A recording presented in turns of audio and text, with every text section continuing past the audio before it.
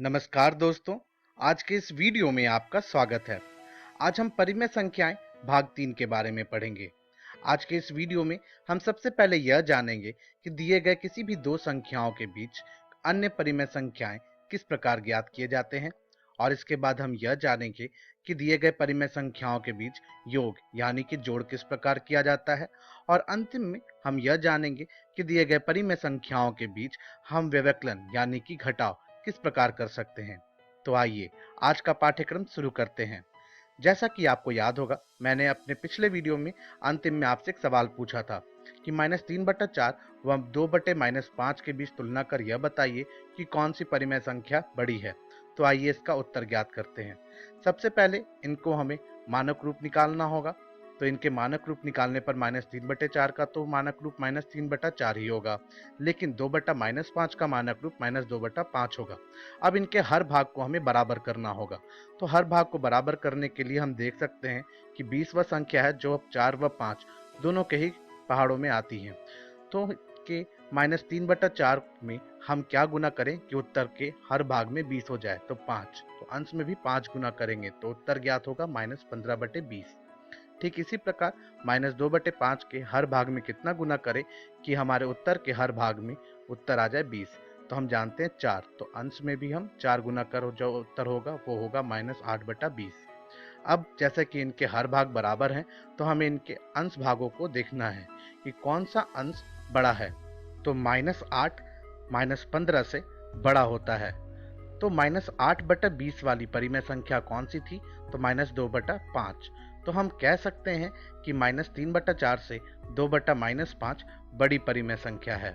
आइए अब हम दो संख्याओं के बीच परिमेय संख्याएं निकालना सीखें। जैसा कि हम जानते हैं कि दिए गए किसी भी दो पूर्णांकों के बीच कई परिमेय संख्याएं होती हैं। ठीक इसी प्रकार किसी भी दिए गए दो परिमेय संख्याओं के बीच और भी परिमेय संख्याएं हो सकती हैं, और आज हम यही परिमेय संख्याओं को ज्ञात करना सीखेंगे। तो आइए इसे हम एक उदाहरण से समझें। उदाहरण के लिए हम दो परिमेय संख्याएं यहाँ पर लेते हैं, -3/5 व -5/7। अब हमें इनके बीच करीबन करीब 3 परिमेय संख्याएं ज्ञात करनी है। तो इसके लिए सबसे पहले दिए गए परिमेय संख्याओं के हर भाग में हम यह देखेंगे कि यह बराबर है कि नहीं। अगर नहीं है तो इनको बराबर करने की प्रक्रिया के बारे में हम जानते हैं कि इनके पहाड़े में हम वह संख्या ढूंढेंगे जो दोनों के ही पहाड़ों में आती हो। तो 35 वह संख्या है जो 5 व 7 दोनों के ही पहाड़ों में आते हैं। तो हम सबसे पहले -3/5 के हर भाग में वह संख्या से गुना करेंगे कि उत्तर में 35 हो जाए। तो हमें मालूम है 5 में अगर हम 7 गुना कर दें तो उत्तर 35 होगा। तो अंश भाग में भी हम 7 गुना करेंगे। तो -3 में 7 गुना करने से उत्तर ज्ञात होगा -21/35। ठीक इसी प्रकार -5/7 के हर भाग में कितना गुना करें कि हमारे उत्तर में हर भाग में 35 आए, तो उत्तर होगा 5। तो हम अंश वाले भाग में भी 5 गुना करेंगे, तो -5 गुने 5 हो जाएगा -25। अब आप देख सकते हैं कि इनके हर भाग बराबर हो गए। तो अब हमें क्या करना है, इसमें थोड़ा सा बदलाव है। सबसे पहले हम -21 से लेके -25 वाली संख्याओं के बीच वाली संख्याएं लिख लेंगे, और उनके हर भाग में भी हम वही संख्या लिखेंगे जो हमारे उत्तर वाले में है। तो -21 से लेकर -25 तक अगर हम बढ़ें तो हमें दिखेगा कि -21 के बाद आता है -22, और हर भाग में होगा 35। -22 के बाद -23 और हर भाग में 35, और ठीक इसी प्रकार -23 के बाद -24 और हर भाग में 35। तो यह हो गए हमारे 3 परिमेय संख्याएं -21/35 व -25/35 के। तो हम कह सकते हैं कि यही हमारे उत्तर होंगे। तो कितना आसान था ना यह परिमेय संख्याओं को निकालना। तो अब आपके लिए एक सवाल है कि आपको 1/3 एवं 1/4 के बीच 4 परिमेय संख्याएं निकालनी है। आप इसका उत्तर ज्ञात कीजिए और मैं आपको इसका उत्तर आगे इस वीडियो में दूंगा। तो आइए अब हम परिमेय संख्याओं के बीच योग करना सीखें। जैसा कि हम भिन्नों में करते थे कि अगर हमारे हर भाग बराबर हैं तो हम अंश भागों को जोड़ देते थे। ठीक इसी प्रकार अगर हम यहाँ उदाहरण में देख लें तो हमारे दोनों ही उदाहरणों में हर भाग बराबर हैं, तो हम इनके अंश भागों को जोड़ लेंगे।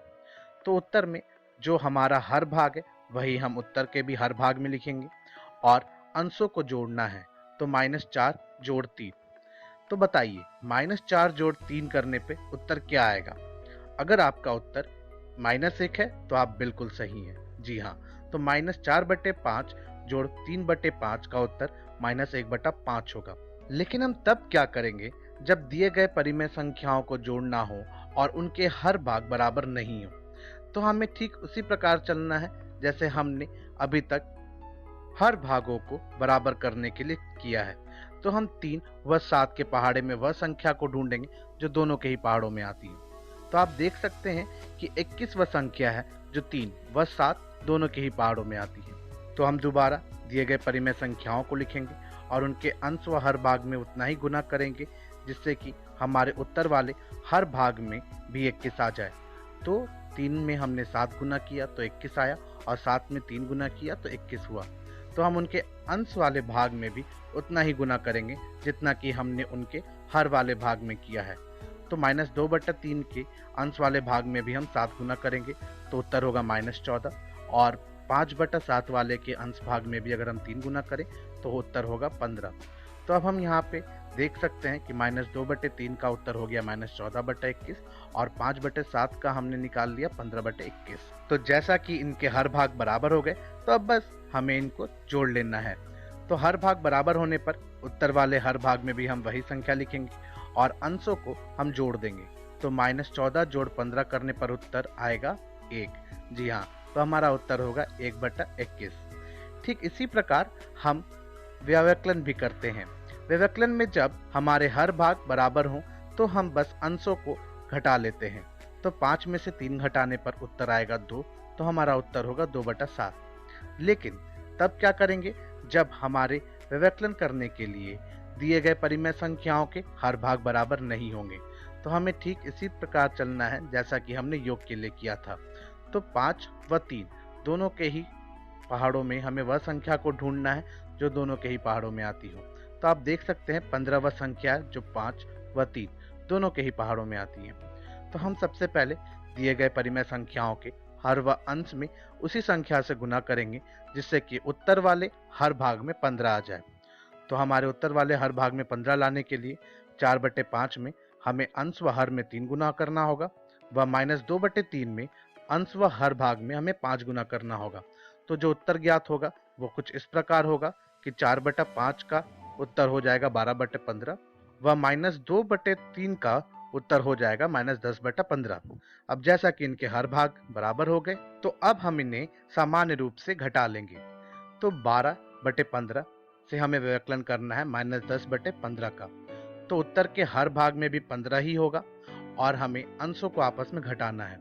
तो 12 घटाना है हमें -10। तो हमें जैसा कि मालूम है कि माइनस और माइनस जब 2 बार आ गए तो यह कुल जोड़कर एक साथ प्लस हो जाएंगे। तो हमारा जो उत्तर होगा वह 12 जोड़ 10 का आएगा। तो 12 जोड़ 10 करने पर जो उत्तर ज्ञात होगा वह कुछ हमें 22 होगा। तो जो हमारा उत्तर होगा वह होगा 22/15। था ना यह भी आसान? अब जैसा कि मैंने आपसे एक सवाल पूछा था कि 1/3 व 1/4 के बीच आपको 4 परिमेय संख्याएं ढूंढनी थी। तो हम सबसे पहले 1/3 व 1/4 को जो हर भाग है उनको बराबर करेंगे। तो बराबर करने के लिए 12 व संख्या है जो 3 व 4 दोनों के ही पहाड़े में आती हैं। तो इसे बराबर करने पर हम देख सकते हैं कि 1/3 का जो हमें परिमेय संख्या ज्ञात होगा वह 4/12 होगा व 1/4 का जो परिमेय संख्या ज्ञात होगा वह 3/12 होगा। लेकिन यहाँ 4 व 3 के बीच अगर हम देखें तो कोई संख्या और नहीं आती। तब हम क्या करेंगे? तो जो हमें परिमेय संख्याएं ज्ञात हुई हैं उनमें हम अंश व हर दोनों में ही 5-5 और गुना कर लेते हैं। तो और गुना करने पर हमें 20/60 ज्ञात होगा व 15/60। अब आप देख सकते हैं कि 15 व 20 जो हमारे अंश भाग हैं उनके बीच और भी कई संख्याएं होती हैं। तो हम बोल सकते हैं कि 15/60 व 20/60 के बीच जो और परिमेय संख्याएं होंगी वह 16/60, 17/60, 18/60 व 19/60 होंगी। अब आपके लिए एक सवाल है कि -1/6 एवं 3/7 को जोड़कर यह बताइए कि उत्तर कितना होगा। आप इसका उत्तर अपने घर पर ज्ञात कीजिएगा और मैं आपको इसका उत्तर अगली वीडियो में दूंगा। तो आज के इस वीडियो में हमने सबसे पहले यह जाना कि दो संख्याओं के बीच परिमेय संख्याएं किस प्रकार ज्ञात किए जाते हैं। इसके बाद हमने यह भी जाना कि परिमेय संख्याओं के बीच योग किस प्रकार किया जाता है और अंतिम में हमने यह जाना कि परिमेय संख्याओं के बीच व्यवकलन किस प्रकार किया जाता है। अब अपनी अगली वीडियो में हम सबसे पहले यह जानेंगे कि परिमेय संख्याओं के बीच गुणन किस प्रकार किया जाता है। इसके बाद हम यह भी जानेंगे कि परिमेय संख्याओं के बीच विभाजन किस प्रकार किया जाता है और इसके बाद यह जानेंगे कि व्युत्क्रम क्या होता है और अंतिम में हम परिमेय संख्याओं के योज्य प्रतिलोम के बारे में भी सीखेंगे। तो हम अपनी अगली वीडियो में मिलते हैं।